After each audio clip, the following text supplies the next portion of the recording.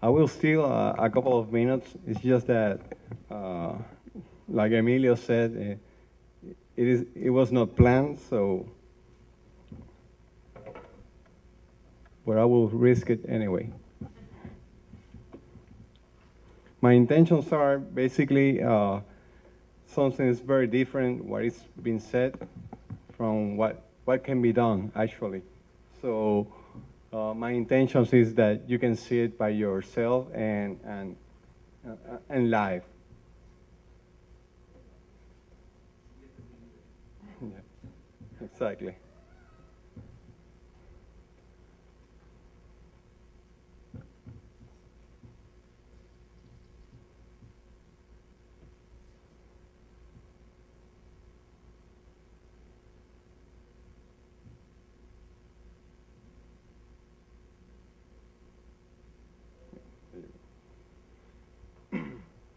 What I will show is basically an iPad, a tablet, running their current operating system. Oh, it was.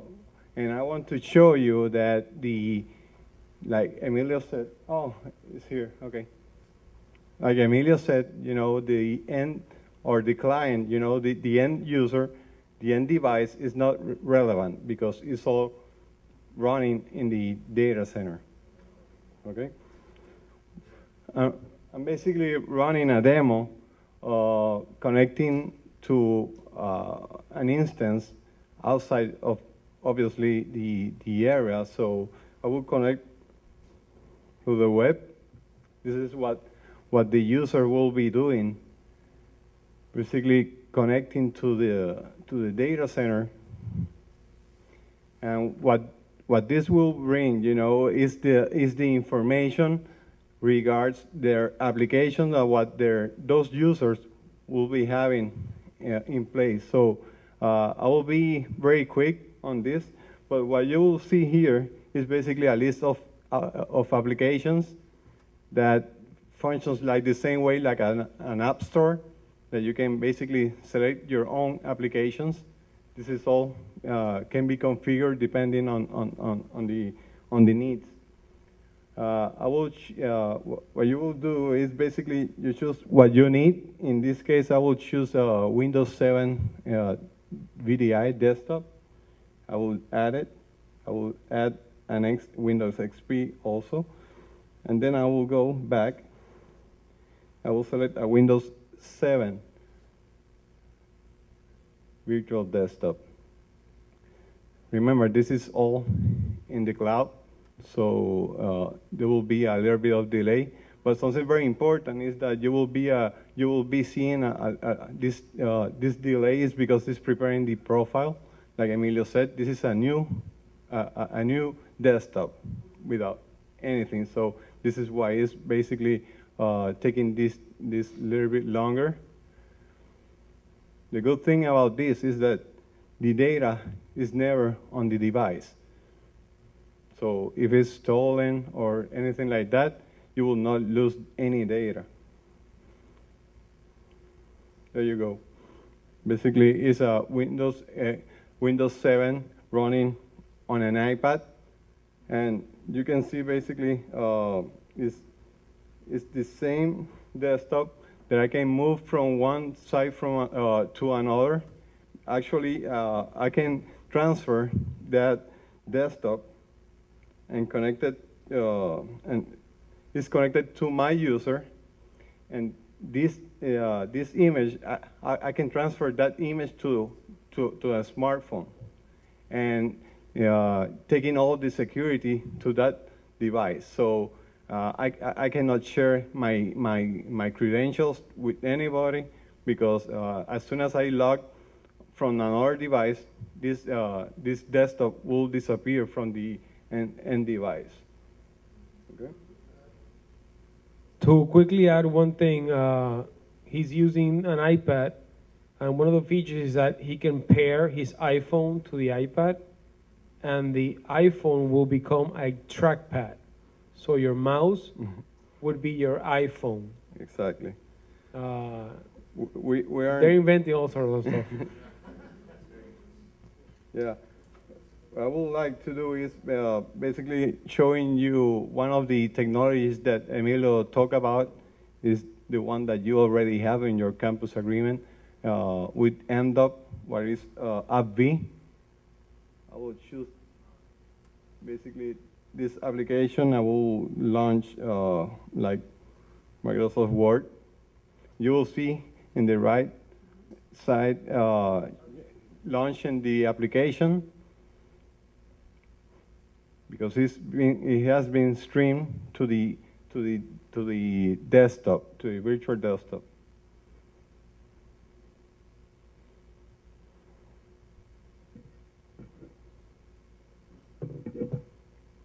Now I can start working with Word from my iPad. The good thing about this is that once I can save this document, it will be saved in the file server of the data center, so the data is always saved. Okay? I will show you what Emilio was telling you about is the kind of way that these apps run, is the concept of the sandboxes. Actually, the application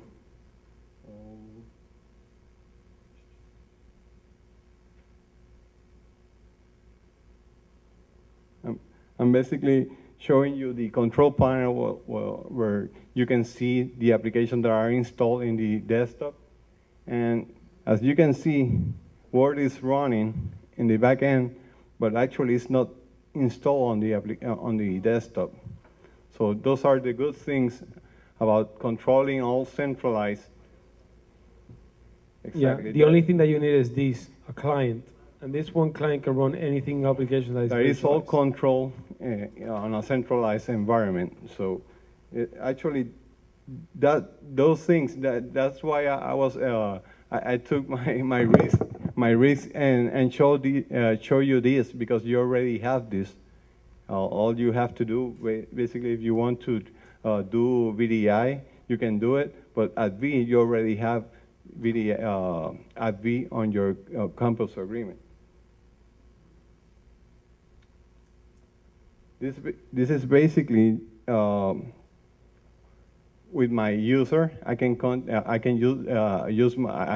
have different images of desktop. So the same way I work with the Windows 7, I can then launch my Windows XP in the same device, regardless of what it was.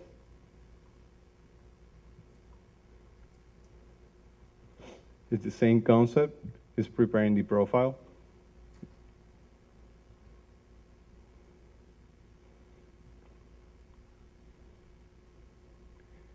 The good thing about this is that, like Emilio was telling you about, is that you can prepare these desktops or those images for your students, and they basically sometimes doesn't have any, the resources to buy the necessary laptops to run some applications.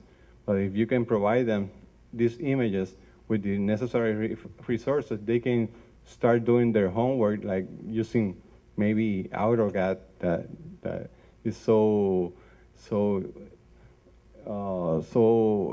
needs so much resources that maybe those laptops that they have doesn't have those kind of resources. So you can provide them these desktops with AutoCAD, and they can start working. Actually, I heard I was on a university. They have these labs, separated because it's for the class, the AutoCAD class. Exactly, the engineering, and because they need so much resources that that lab is safe basically for AutoCAD. So it's a waste of space, and you're losing time and money actually, because you're saving that lab for those classes only. And it was pretty, they told me about an experience that they had, and I use them because it was a good example. Is that they were the people of the exterminating and of the area used those chemics on the labs, and they were not useful on that specific date. So the classes were canceled because they cannot change the class to another classroom, another lab, because those other labs doesn't have the resources to run the application. But in a VDI environment, now you can change the classes regardless of where is the classroom. Actually, maybe you can do it on the in the area outside. Well, actually, this is, well, I know we're short of time about this, so I'll be around. You can contact me whenever you want and ask me any question that you have. But I was actually trying to show you that is possible. We can, yeah, exactly, and a Mac is a good example. So this way we can do it eventually on your specific sites and with your specific applications. Thank you. Thanks, Andy. That worked. Murphy did not visit. Well, again, thanks a lot for your time and effort being here. We'll be around to answer any questions that you might have. I'm going to leave you with Joelki. Thank you, Joelki. Thank you, Emilio. I think although I'm not managed that topic, I think it was clear enough for you guys who definitely know about this. And I want to say that also Roberto Huertas from UTB Brownsville, University of Texas at Brownsville, joining us on this transmission. So this transmission have been recorded. So soon you will be receiving the link, so you can, if you can review what was told here, and also share with your supervisors or with anything else and anyone else. Definitely it will be available, and I will make sure I will save the presentation so we can add the presentation to the record as well, because it was very nicely done. So thank you, Emilio, and thank you, Andres. I'm sorry I didn't introduce you before. And thank you all for being here. And please send us, they are available for any topic. You know already what are their expertise. So let us know what other topics do you want us to do this kind of conversation and conference. And we definitely are willing to, at the HETS Consortium, to collaborate and do this possible. So thank you very much, and please enjoy the coffee break. Thank you.